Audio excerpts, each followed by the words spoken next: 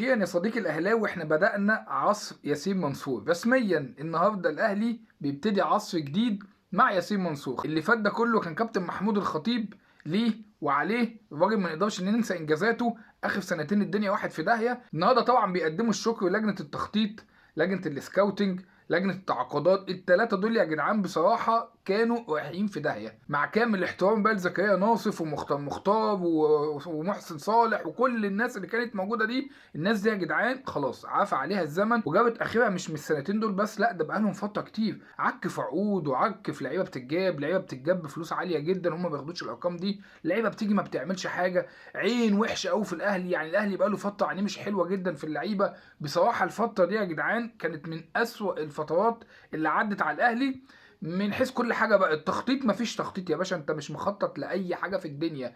سكاوتنج، انت بتروح تجيب الكسر اللعيبه، ولعيبه ما انتش عارف تخلص معاها، وبقت انديه بتاخد منك لعيبه ما انتش عارف تجيب احتياجاتك. عينك مش حلوه، ما عندكش كشافه في اي مكان. الدنيا ما كانتش حلوه بالمره طبعا. وعلى راس الناس دول ما نقدرش ننساه اسامه هلال.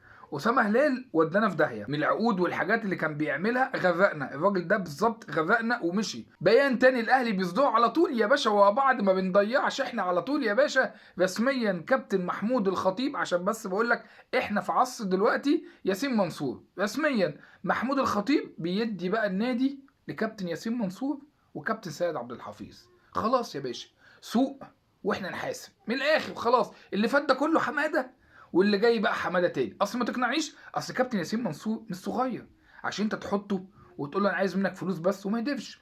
هو راجل من زمان كان نفسه يدير، بس مش هينفع اتنين يديروا. يعني انت يا كابتن محمود ريح، خد لك بقى فتره نقاهه وسيب بقى الراجل التاني يسوق. ده ايه ده؟ بيقول لك بناء على رغبه كابتن ياسين منصور. يعني الراجل في عنده فيجن وعنده حاجات عايز يعملها بس ما كانش عارف يعملها. خلاص يا باشا، انت دلوقتي الكوره في ملعبك.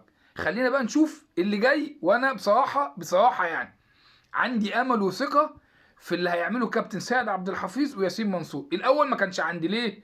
لان انا عارف ان هم ما كانوش سايقين. الناس دول كانوا محطوطين بس كده اللي هو. دلوقتي بقى لا، الناس دي يا باشا دلوقتي هي اللي سايقه.